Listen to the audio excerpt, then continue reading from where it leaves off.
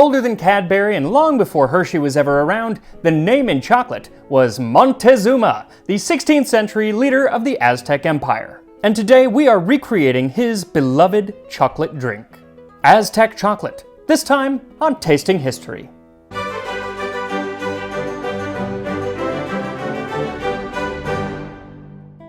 So a word about that name, Motezuma. That was not his name, or at least that's not how he would have said it. It would have sounded more like Motezuma or Motezuma, because the name Montezuma is actually a phonetic spelling of the ruler's name that a Spanish writer put down. There are about a dozen spellings of the name, and none of them are particularly correct. But for simplicity's sake, we're going to stick with Montezuma today. Also, a huge thank you to Marcos Patchett, who helped me with a lot of the process and research for today's drink. He is the author of The Secret Life of Chocolate, basically the chocolate Bible, and I will put a link in the description to where you can get that. It is everything you could possibly want to know about chocolate. Now, there is no true recipe for what Montezuma or the Aztecs were drinking around the time of the conquest, but there are lots of writings from the time period that describe the process of making it and describe many of the ingredients that would have been added. So, with the help of those sources, we can kind of recreate one of the possible variations that Montezuma would have drank. To start, we look at Bernardino de Sahagun's The General History of the Things of New Spain, which says, "The seller of fine chocolate, she grinds cacao, she crushes them, she separates them, she soaks them, she adds water sparingly, pouring it back and forth, aerates it, she makes it form a head of foam." So that's a bit of the process, but then he also talks about different varieties of the drink.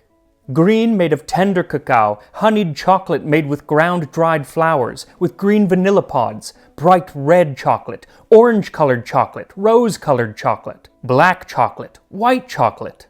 So clearly the Aztecs had many ways of preparing this drink. One thing we do know is that they tended to drink it cold, or probably room temperature. The Mayans would have drank hot chocolate, the Aztecs drank room temperature chocolate. And I'm going to take two of the ingredients that Sahagun mentions, which are the vanilla and honey, because those are delicious. And then I'm also going to add in chili, because many of the contemporary writings talk about chili being added to the chocolate. But the one that I was most intrigued by was the red chocolate. What possibly could have made it red? Well, in 1528, Gonzalo Fernandez de Oviedo y Valdez gives us an idea of what it might be. Because the people are fond of drinking human blood, to make this beverage seem like blood, they add a little achiote so that it turns red. And part of that foam is left on the lips and around the mouth, and when it is red for having achiote, it seems a horrific thing, because it seems like blood itself. So we'll throw some achiote in there as well. Now, his reasoning for why they drank it, because it looked like blood and they like to drink blood, we kind of have to take with a grain of salt. One, all the Spanish writers, especially at this time, had an agenda, so everything has to be taken in context. Also, one of his contemporaries, Bartolomé de las Casas, said Oviedo is one of the greatest tyrants, thieves, and destroyers of the Indies, whose historia contains almost as many lies as pages. And that, my tastorians, is why history is hard, because people just made stuff up. And it's hard sometimes to sort the fact from the fiction. Anyway, for this recipe, what you'll need is 1 pound or 450 grams of cacao beans. That's kind of a cool word, cacao. 2 vanilla pods, 2 tablespoons of honey, or more if you want it sweeter, 2 tablespoons of achiote powder. This is called annatto in English. It's the same thing. Just make sure that you're getting the powder instead of the paste, because the paste has other things in it, and instead of turning things red, it turns things yellow. And 1 teaspoon of cayenne pepper. You can use pretty much any hot pepper that you want. I'm using cayenne because they had that at the time, and I had that in my pantry. So first we have to toast our cacao beans. I'm going to use the oven, though you can also do them in a skillet on the stove, or best is probably like a coffee roaster, but who has one of those on hand? So set your oven to 300 degrees Fahrenheit or 149 degrees Celsius, and spread your cacao beans in a single layer on a cookie sheet. Then roast them for 5 minutes before dropping the temperature to 275 degrees Fahrenheit or 135 Celsius for 15 minutes. Then drop the temperature again to 265 degrees Fahrenheit, 130 Celsius for another 10 to 15 minutes. So once they're roasted, we have to remove the shell from the bean in a process called winnowing, and it is a pain in the tuchus. Jose and I did it for about 2.5 hours the other night and made quite the mess on the floor because the shells are extremely thin and just kind of flake off, but the bean themselves will break up and they'll get all mixed in and it's kind of a pain to separate them, but yeah. Anyway, what you end up with are cocoa nibs. You can actually just buy cocoa nibs and it's a lot easier.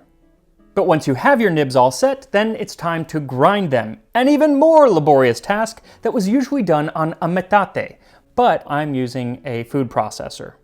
I did do an initial crushing with a mortar and pestle just so that the food processor had less work to do, because it takes a long time to get these into a liquid state, and that's actually what you're going for. So I had to turn on the food processor, run it for a few minutes, turn it off, let it cool down, turn it back on, a few minutes, turn it off, and let it cool down. It was a process. But eventually you should get to a liquid called cacao liquor. Though before we use that cacao liquor, make sure to hit that like button as we take a look at why the Aztecs thought this chocolate was just so darn special. Now, while most writings about chocolate don't appear until the early 16th century, we know that the Olmecs were cultivating this food of the gods in Mesoamerica as far back as at least 1000 BC. And when I say food of the gods, I don't just mean because I love it so much I could start a religion around it. I actually mean that the first part of the scientific name for the tree, Theobroma cacao, means the food of the gods in Greek. And according to the Popol Vuh, or the Mayan creation myth, it was one of the very first foods gifted to humans from the god Hunhunapu. This cacawa, as they called it, was so precious that only the elite were allowed to drink it. One 16th century source saying the common people and the poor did not drink it. If a commoner drank it, it was considered scandalous. And yet I am a commoner, and I intend to drink it. El scandalo. Also, the beans themselves were so cherished that at Mayan weddings, they would exchange 5 cacao beans instead of rings when exchanging their vows.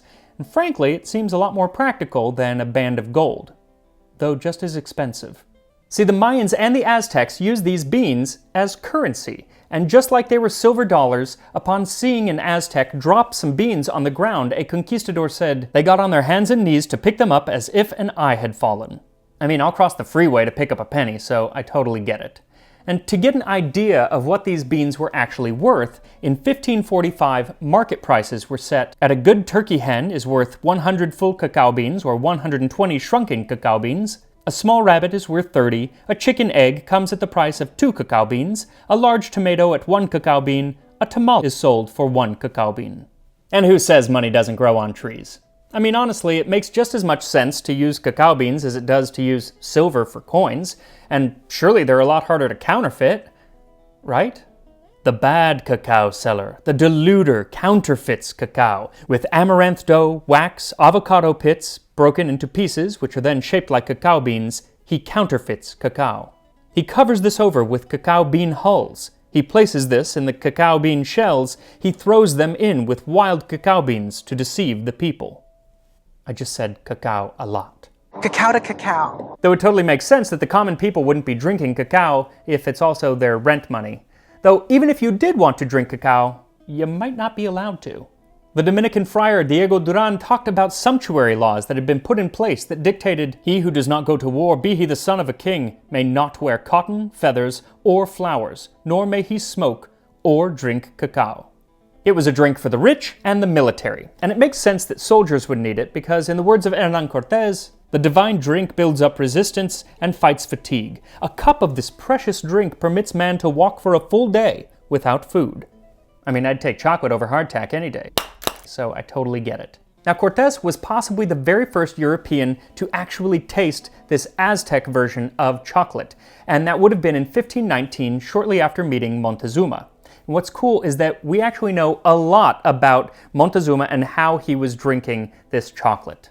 After the hot dishes had been removed, every kind of fruit which the country produced was set on the table, of which, however, Motezuma ate very little. Every now and then, a gold vessel was handed to him filled with a kind of liquor made from the cacao, which is meant for success with women. I saw about 50 large pitchers filled with the same liquor brought in all frothy. This beverage was also presented to the monarch by women, but all with the profoundest veneration. After the great Motezuma had dined, dinner was served to the men of the guard and the other household officers, and I have often counted on the table over 1,000 dishes. These were followed by over 2,000 frothing jugs of cacao drink. Though while Diaz says that the vessel was actually gold, other writers from the time say that they were calabash gourds that were treated as if they were gold, so who knows. Now, judging by the sheer quantity of chocolate that they were drinking, you'd think that everybody in the world would absolutely love this drink, but it seems to have been a rather acquired taste. The Jesuit missionary José de Acosta said, "It disgusts those who are not used to it, for it has a foam on top, or a scum-like bubbling." But even the most ardent opponent of chocolate could be won over. They drink it, though it seems more suited for pigs than for men. I was upwards of a year in that country without ever being induced to taste this beverage, and when I passed through a tribe, if an Indian wished occasionally to give me some, he was very much surprised to see me refuse it, and went away laughing. But subsequently, wine failing and unwilling to drink nothing but water, I did as others did. The flavor is somewhat bitter, but it satisfies and refreshes the body without intoxicating. The Indians esteem it above everything. And the Spanish used that native esteem for chocolate to their advantage. It's often said that many of the early missionaries would coax natives to come to their churches with chocolate, though that may have backfired. See, there was a story written by the Dominican friar Thomas Gage in the 1630s about the Bishop of Chiapas.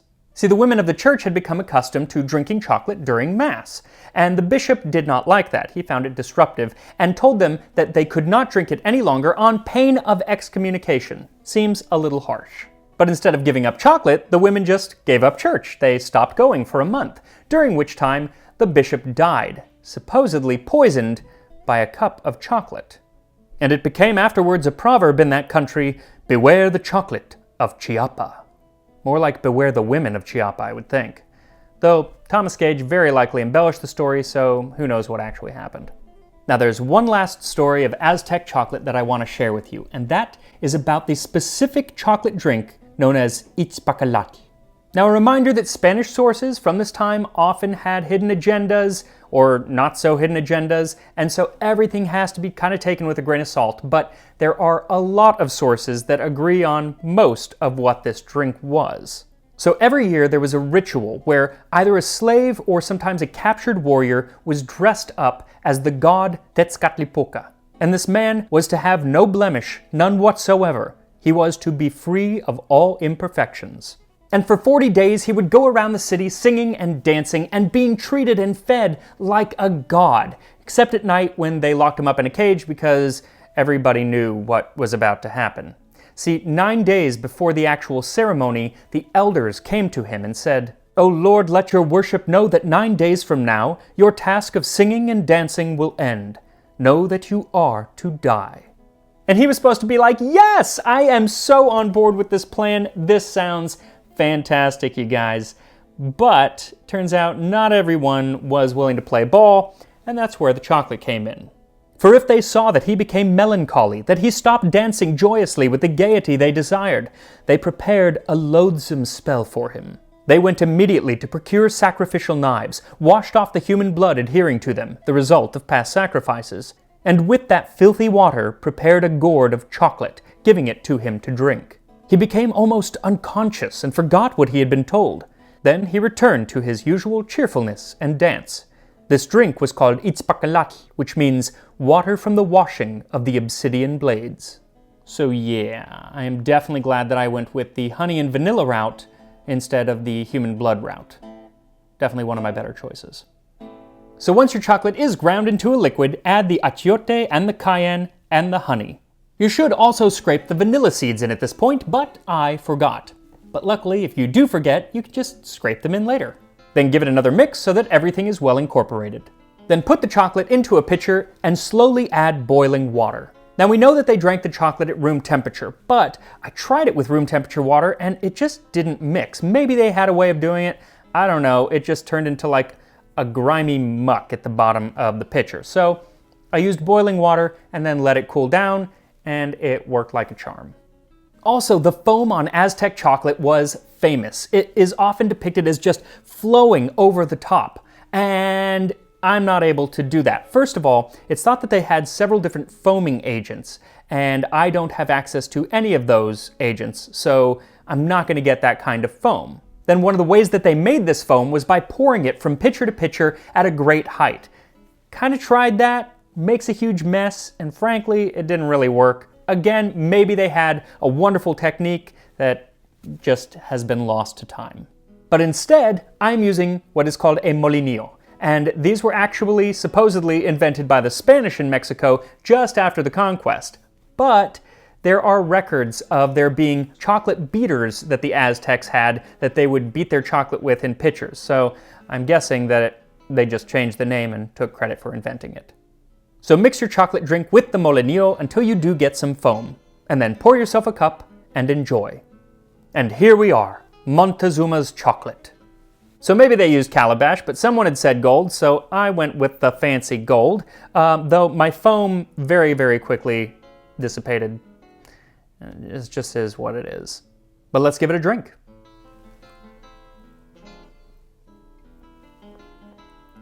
It is actually very foamy. It's bitter, but it's not. Okay. Here's that cayenne. Boom! Took me a second. Yeah, that's a little spicy. You could probably add a little bit less. It's not overwhelming though. And now I'm getting all the other flavors. The vanilla is in there, and not really the honey. It's not as bitter as I thought it would be. Though, Jose tried it and he was just like, could we add some sugar? Though they didn't add sugar for a few decades, and that was in Europe. One of the very first recipes is by Antonio Colmenero de Ledesma in his work Chocolate, or an Indian Drink, and it touts a lot of the health benefits of chocolate, as well as saying it was an aphrodisiac and made women more fertile. But my favorite part of the work is actually a poem from the English version, which says, "Doctors, lay by your irksome books, and all ye petty fogging rooks, leave quacking and enucleate the virtues of our chocolate." I just like the term pettifogging. Along with bedight, I think that it should make a comeback in our lexicon. Anyway, whether Aztec chocolate or modern day chocolate, I do encourage you to try yourself a glass of chocolate, drink, or milk sometime very soon. And I will see you next time on Tasting History.